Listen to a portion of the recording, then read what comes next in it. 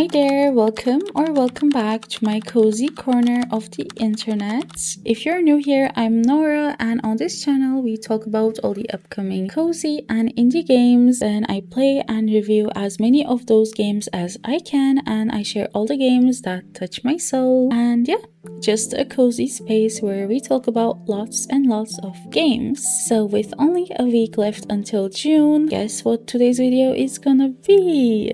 Yeah, we're gonna be talking about the cozy game releases of June. As always, I'm gonna be including the platforms, and we can start talking about them in the order of release dates. We're starting the month productive with Focus Grow releasing on the 1st of the month. This is a cute little productivity tool slash farming sim. It has all the classic stuff like a focus timer, to-do lists, the chill background music. There's also a habit tracker, which I think is pretty useful. We basically grow our farm by completing in real-life tasks. We have little creatures called woodlings helping us. They work on our farm as we work in real life, and they rest when we rest. So if you're someone who likes these types of tools to help you focus and you're looking for a change, you might like this. Then the day after, we're getting a game with one of the most unique art styles I've seen in a long time. It's full of art. It's called OddFauna Secret of the TerraBeast. This one will be releasing to early access. If you watched May's Cozy Game Releases video, you might remember this one as it was actually planned to release last month. So OddFauna is being made by a husband and wife duo. Every single character, plant, and tool was actually hand sculpted out of clay and painted in real life before being scanned into the game, which is just so mind-blowing to me. I can't even begin to imagine how much time it must have taken for every single item. We play as this cute thing called an aster, and we live on the back of this wandering creature called a TerraBeast that's basically a living, breathing island that we get to nurture and grow. It looks like a lovely game overall, but it's also important to remember this is an early access title that's being made by two people, so I think no one should expect a perfect game on initial release. I feel like that's just a quick way to disappoint yourself. But if you keep your expectations in check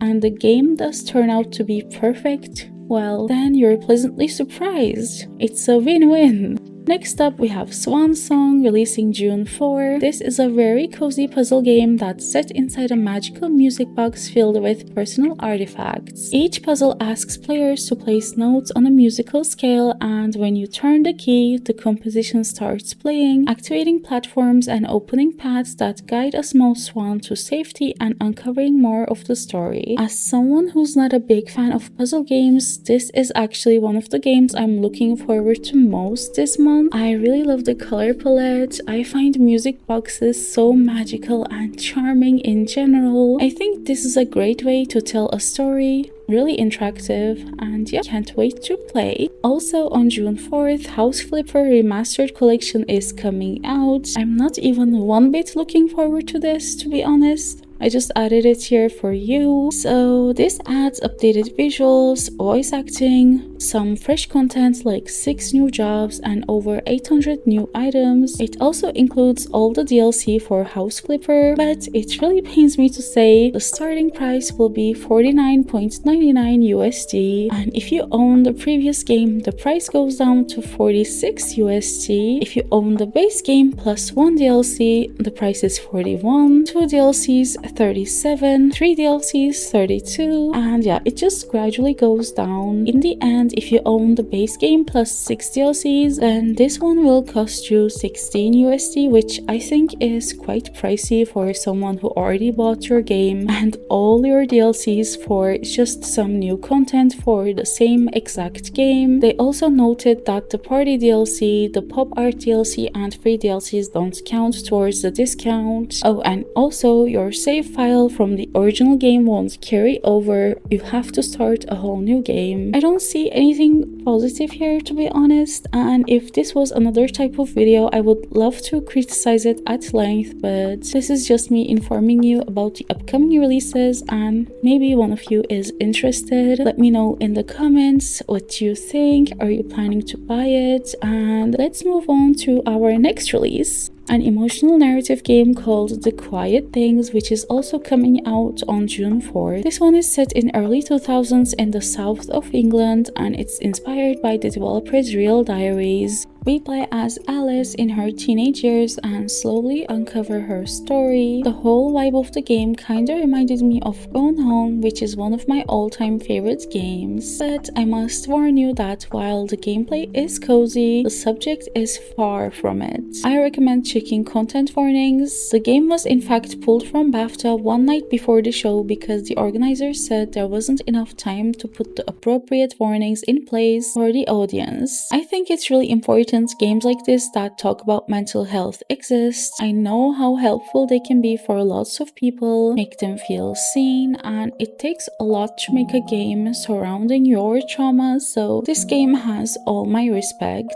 Then on June 8th, we have Puni the Florist. In this one, we get to run our own flower shop, design cute little bouquets, and meet the lovely townsfolk. We also follow our main character Puni's story of self-discovery. I guess it's sort of a coming-of-age story. There's a scrapbook where we can track all the flowers we have collected so far. I think it'll be such a cute game that allows you to be creative, and honestly, I think most of us dreamt of either being a florist or running our own coffee shop or bookshop at least once in our lives, which gives me a marketing idea actually. They should bundle tiny bookshop, coffee talk, and this game and name it something like the ultimate cozy dream bundle. Seriously, it's like the holy trinity of cozy jobs. I think if you like those games, you would enjoy this. Our next game, Solarpunk, is another June 8th release, and this one was also made by a team of just 2 people. It's a survival crafting game set in an advanced world of floating islands in the sky. If you liked Outbound, which also released quite recently, you might enjoy this as well since they have similar vibes. We build our base, grow our own food, craft all sorts of high-tech stuff, and we even get an airship to explore all the different floating islands. My favorite part though is how we have to use renewable energy like solar, wind, and water to automate our farm and power our buildings. We can play totally solo or online co-op with up to 4 players.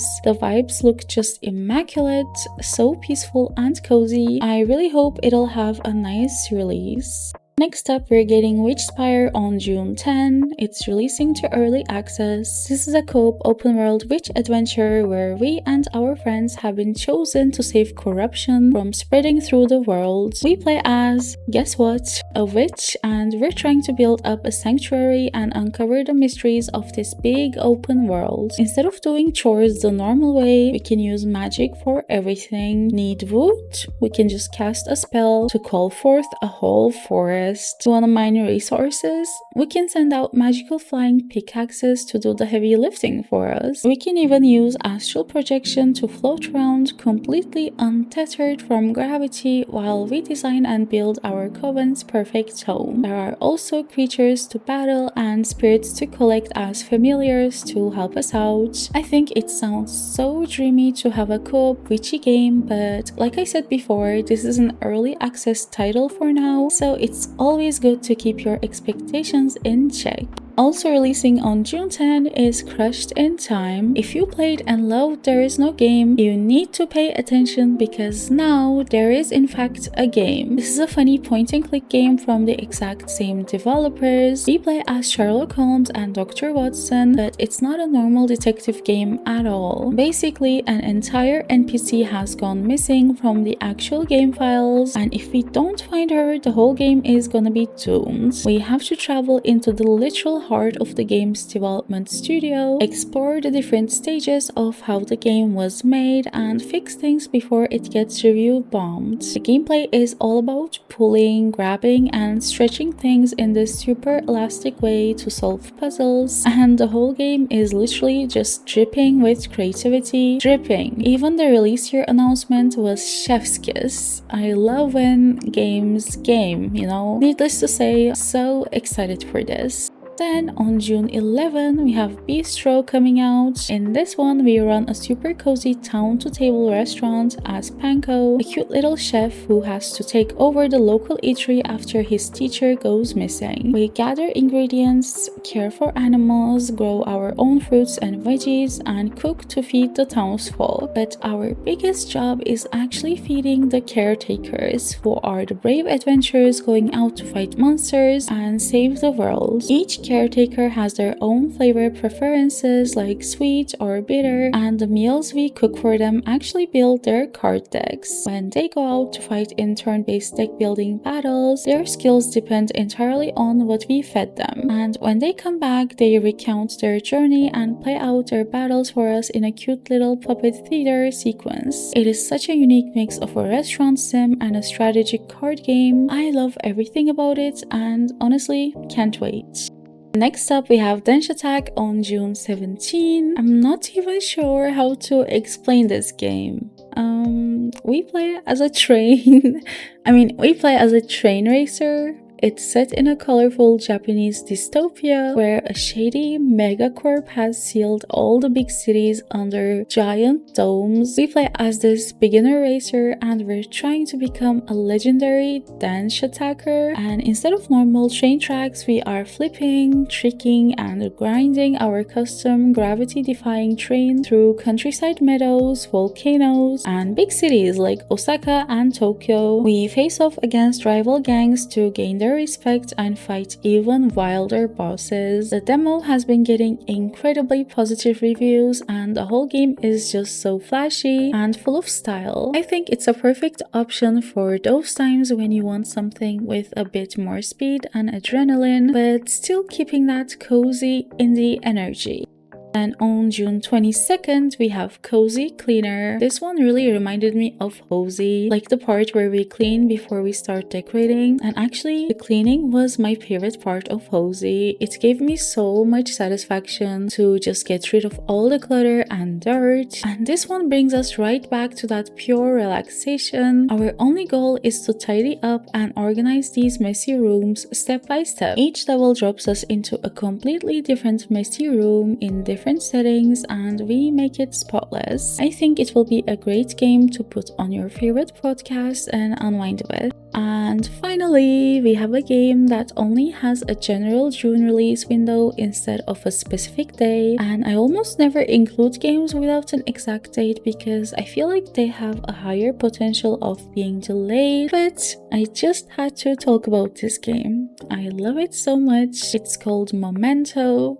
This is a cozy room decorator, but with a twist. The item choices we make actually play out over the course of a lifetime. We start all the way back in childhood, decorating our bedroom and picking out specific toys that represent our dreams for the future. Then we follow those choices into adulthood, exploring completely different life paths, room settings, and emotional stories of love, wonder, and loss based on the sentimental items we chose to keep. The items we choose to decorate with literally change the story and lead to completely different endings. This is a collaboration from 2 different game studios, by the way, and the team consists of 3 people navigating indie game development and parenthood. I'm someone that loves finding beauty and meaning in every single thing, so I just know I'm gonna love this, and if you're like me, you probably already wishlisted the game. And those are all the cozy game releases of June, at least the ones that we know of so far.